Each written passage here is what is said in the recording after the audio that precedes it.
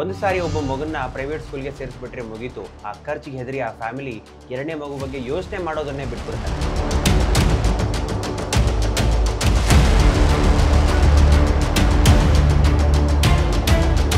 School bag ಅದೇ ಸ್ಕೂಲಿಂದ ತಗೋಬೇಕು, ಬುಕ್ ಅದೇ ಸ್ಕೂಲಿಂದ ತಗೋಬೇಕು, ಯೂನಿಫಾರ್ಮ್ ಅದೇ ಸ್ಕೂಲಿಂದ ತಗೋಬೇಕು, ಬೆಲ್ಟ್ ಅದೇ ಸ್ಕೂಲಿಂದ ತಗೋಬೇಕು. ಆದ್ರೆ ಎಜುಕೇಶನ್ ಬೇಕಾದ್ರೆ ಎಲ್ಲಿಂದಾದ್ರೂ ತಗೋಬಹುದು, ಅದಕ್ಕೆ ಅವ್ರ ಅಬ್ಜೆಕ್ಷನ್ ಇಲ್ಲ. ಈ ಪೇರೆಂಟ್ಸ್ಗೆ ಗೌರ್ಮೆಂಟ್ ಸ್ಕೂಲಲ್ಲಿ ತಮ್ಮ ಮಕ್ಕಳು ಓದೋದು ಇಷ್ಟ ಇಲ್ಲ, ಆದ್ರೆ ಅವ್ರು ದೊಡ್ಡವರಾದ್ಮೇಲೆ ಗೌರ್ಮೆಂಟ್ ಕೆಲಸನೇ ಬೇಕು.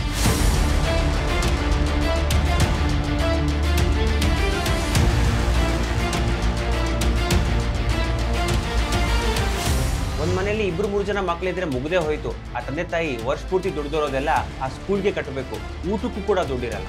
ರೈಟ್ ಟು ಎಜುಕೇಶನ್ ಆಕ್ಟ್ ಪ್ರಕಾರ ಸ್ಕೂಲ್ ಜಾಗವನ್ನ ಬೇರೆ ಯಾವ ಕೆಲಸಕ್ಕೂ ಬಳಸೋ ಹಾಗಿಲ್ಲ. ಆದ್ರೆ 6 ಗಂಟೆ ಆದ್ಮೇಲೆ ಹಳ್ಳಿಗಳಲ್ಲಿ ಈ ಗೌರ್ಮೆಂಟ್ ಸ್ಕೂಲ್ ಕಾಂಪೌಂಡ್ ಒಳಗೆ ಹೋಗಿ ಒಂದ್ಸರಿ ನೋಡ್ಬೇಕು ನೀವು.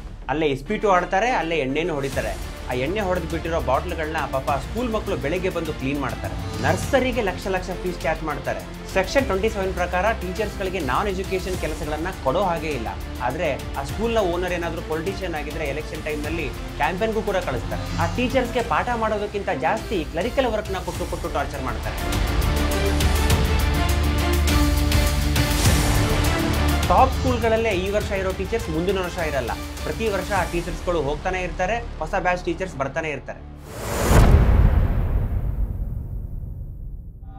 ಭಾರತದಲ್ಲಿ ಎಜುಕೇಶನ್ ಸಿಸ್ಟಮ್ ಒಂದು ಟೈಮ್ನಲ್ಲಿ ನೋಬೆಲ್ ಕೆಲಸ ಅನಿಸ್ಕೊಂಡಿತ್ತು. ಆದ್ರೆ ಈಗ ಅದು ಕೇವಲ ಮಲ್ಟಿ ಕ್ರೋರ್ ಬಿಸ್ನೆಸ್. ಇವತ್ತು ಈ ಪ್ರೈವೇಟ್ ಸ್ಕೂಲ್ಗಳು ಪೇರೆಂಟ್ಸ್ ನ ಹೇಗೆ ಜೀವ ಹಿಂಡ್ತಾ ಇದಾವೆ ಮತ್ತು ಈ ರೂಲ್ಸ್ ಅಂಡ್ ರೆಗ್ಯುಲೇಷನ್ಸ್ ಗಳನ್ನ ಹೇಗೆ ಬ್ರೇಕ್ ಮಾಡ್ತಾ ಇದಾವೆ ಅನ್ನೋದನ್ನ ಎಕ್ಸ್ಪ್ಲೇನ್ ಮಾಡ್ತೀನಿ. ವಿಡಿಯೋ ನೋಡೋದಕ್ಕಿಂತ ಮುಂಚೆ ಶಶಿ ಆರ್ಯನ್ ಯೂಟ್ಯೂಬ್ ಚಾನಲ್ಗೆ ಸಬ್ಸ್ಕ್ರೈಬ್ ಮಾಡಿ ಮತ್ತು ಈ ವಿಡಿಯೋನ ನಿಮ್ಮ ಫ್ರೆಂಡ್ಸ್ ಅಂಡ್ ಫ್ಯಾಮಿಲಿಗೆ ಶೇರ್ ಮಾಡಿ.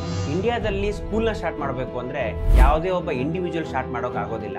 ಅದನ್ನ ಸ್ಟಾರ್ಟ್ ಮಾಡಬೇಕು ಅಂದ್ರೆ ಇಂಡಿಯನ್ ಟ್ರಸ್ಟ್ ಆಕ್ಟ್ 1882 ಪ್ರಕಾರ ಟ್ರಸ್ಟ್ ಇರಬೇಕು, ಸೊಸೈಟಿ ರಿಜಿಸ್ಟ್ರೇಷನ್ ಆಕ್ಟ್ 1860 ಪ್ರಕಾರ ಸೊಸೈಟಿ ಇರಬೇಕು, ಅಥವಾ ಕಂಪನೀಸ್ ಆಕ್ಟ್ 2013 ಪ್ರಕಾರ ಸೆಕ್ಷನ್ 8 ಕಂಪನಿ ಆಗಿರ್ಬೇಕು. ಸಪೋಸ್ ಇವಾಗ ಒಂದು ಸ್ಕೂಲ್ ನ ಟ್ರಸ್ಟ್ ನಡೆಸ್ತಿದೆ ಅನ್ಕೊಳ್ಳೋಣ. ಆ ಟ್ರಸ್ಟ್ಗೆ ಟ್ರಸ್ಟೀಸ್ ಗಳಿರ್ತಾರೆ.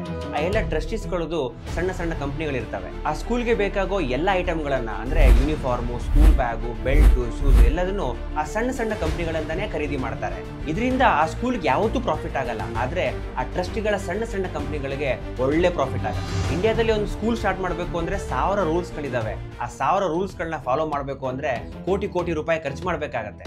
ಇಷ್ಟೆಲ್ಲ ಕಷ್ಟಪಟ್ಟು ಕೋಟಿ ಖರ್ಚು ಮಾಡಿದವರು ಏನ್ ಸಮಾಜ ಸೇವೆ ಮಾಡೋಕೆ ಬರ್ತಾರ? ಸ್ಕೂಲ್ ಸ್ಟಾರ್ಟ್ ಮಾಡಬೇಕಾದ್ರೆ ಈ ರೀತಿಯ ಒಂದು ಅಫಿಡವಿಟ್ ನ ಗೌರ್ಮೆಂಟ್ ಗೆ ಸಬ್ಮಿಟ್ ಮಾಡ್ತಾರೆ. ಅಫಿಡವಿಟ್ ಪ್ರಕಾರ ಸ್ಕೂಲ್ ಅನ್ನ ಕಮ್ಯುನಿಟಿ ಸರ್ವಿಸ್ ಆಗಿ ರನ್ ಮಾಡ್ತೀವಿ ಮತ್ತು ಬಿಸ್ನೆಸ್ ಪರ್ಪಸ್ ಗೋಸ್ಕರ ರನ್ ಮಾಡೋದಿಲ್ಲ. ಆ ಸ್ಕೂಲ್ ನಿಂದ ಬರೋ ಇನ್ಕಮ್ ಅನ್ನ ಟ್ರಸ್ಟ್ ನ ಯಾವುದೇ ಪರ್ಸನ್ಗೂ ಕೂಡ ಟ್ರಾನ್ಸ್ಫರ್ ಮಾಡೋದಿಲ್ಲ. ಅದರಿಂದ ಏನೇ ಇನ್ಕಮ್ ಬಂದ್ರೂ ವಾಪಸ್ ಸ್ಕೂಲ್ಗೆ ಹಾಕ್ತಿವಿ. ಟ್ರಸ್ಟ್ ನಲ್ಲಿರೋ ಯಾವುದೇ ಪರ್ಸನ್ಗೂ ಪರಸ್ಪರ ಸಂಬಂಧ ಇಲ್ಲ. ಸ್ಕೂಲ್ ನಲ್ಲಿ ಯಾವುದೇ ಕಾರಣಕ್ಕೂ ಯಾವುದೇ ರೀತಿಯಲ್ಲೂ ಕಮರ್ಷಿಯಲೈಸೇಷನ್ ಅಥವಾ ಮಾರಾಟ ನಡೆಯೋದಿಲ್ಲ ಅಂತ ಬರೆದು ಕೊಟ್ಟಿರ್ತಾರೆ. ಮಾರಾಟ ಮಾಡಲ್ಲ ಅಂತ ಹೇಳಿ ಏನೇನು ಮಾರಾಟ ಮಾಡ್ತವೆ ಗೊತ್ತಾ ಈ ಸ್ಕೂಲ್ಗಳು? ಟೆಕ್ಸ್ಟ್ ಬುಕ್ ಮತ್ತೆ ನೋಟ್ ಬುಕ್ ನ 6000ದಿಂದ 8000ಕ್ಕೆ ಮಾರ್ತಾರೆ. ಸ್ಕೂಲ್ ಬ್ಯಾಗ್ ಮತ್ತೆ ಯೂನಿಫಾರ್ಮ್ ನ 3000ದಿಂದ 8000ಕ್ಕೆ ಮಾರ್ತಾರೆ. ಎಕ್ಸ್ಟ್ರಾ ಕರಿಕ್ಯುಲರ್ ಆಕ್ಟಿವಿಟಿ ಅಂತ ಹೇಳಿ 1000ದಿಂದ 3000 ರೂಪಾಯಿ ಚಾರ್ಜ್ ಮಾಡ್ತಾರೆ. ಟ್ಯೂಷನ್ ಫೀಸ್ಗೆ 45,000ದಿಂದ 1.5 ಲಕ್ಷ ತನಕ ಚಾರ್ಜ್ ಮಾಡ್ತಾರೆ. ನರ್ಸರಿಯಿಂದ ಪ್ರೈಮರಿ ಸ್ಕೂಲ್ಗೆ ಹೋಗ್ಬೇಕು ಅಂದ್ರೆ ಟ್ರಾನ್ಸಿಷನ್ ಫೀ ಅಂತ ಹೇಳಿ 20,000ದಿಂದ 40,000 ರೂಪಾಯಿ ಚಾರ್ಜ್ ಮಾಡ್ತಾರೆ. ಪ್ರೈಮರಿಯಿಂದ ಅಪ್ಪರ್ ಪ್ರೈಮರಿಗೆ ಹೋಗ್ಬೇಕಾದ್ರೂ ಕೂಡ 20,000 ರೂಪಾಯಿಂದ 40,000 ರೂಪಾಯಿ ತನಕ ಚಾರ್ಜ್ ಮಾಡ್ತಾರೆ. ಇದ್ರ ಜೊತೆಗೆ ಸ್ಪೋರ್ಟ್ಸ್ ಫೀ ಅಂತ ಹೇಳಿ ಬಾಸ್ಕೆಟ್ ಬಾಲ್ ಕೋಚಿಂಗ್ ಮತ್ತೆ ಕ್ರಿಕೆಟ್ ಕೋಚಿಂಗ್ಗೆ 3,000ದಿಂದ 5,000 ರೂಪಾಯಿನ ತಿಂಗಳಿಗೆ ಚಾರ್ಜ್ ಮಾಡ್ತಾರೆ. ಇದ್ರ ಜೊತೆಗೆ ಬಸ್ ಫೀಸ್ ಅಂತೂ 15,000ದಿಂದ 45,000 ತನಕನೂ ಇದೆ. ಈಗ ರೈಟ್ ಟು ಎಜುಕೇಶನ್ ಆಕ್ಟ್ ಪ್ರಕಾರ ಏನೇನ್ ರೂಲ್ಸ್ ಇದೆ ಅಂತ ನೋಡೋಣ.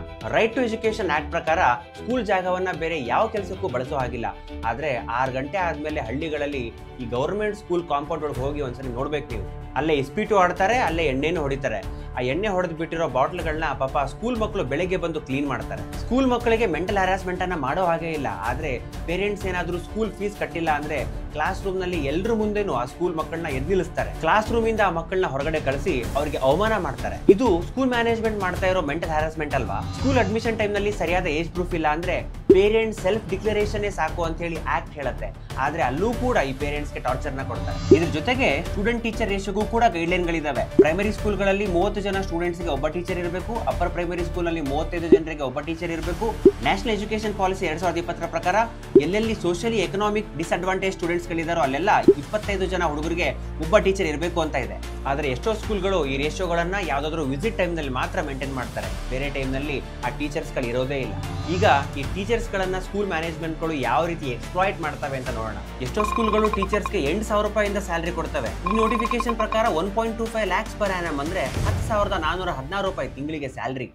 ಇನ್ನೊಂದು ನೋಟಿಫಿಕೇಶನ್ ಪ್ರಕಾರ 2,25,000 ಅಂದ್ರೆ ತಿಂಗಳಿಗೆ 18,750 ರೂಪಾಯಿ ಮಾತ್ರ.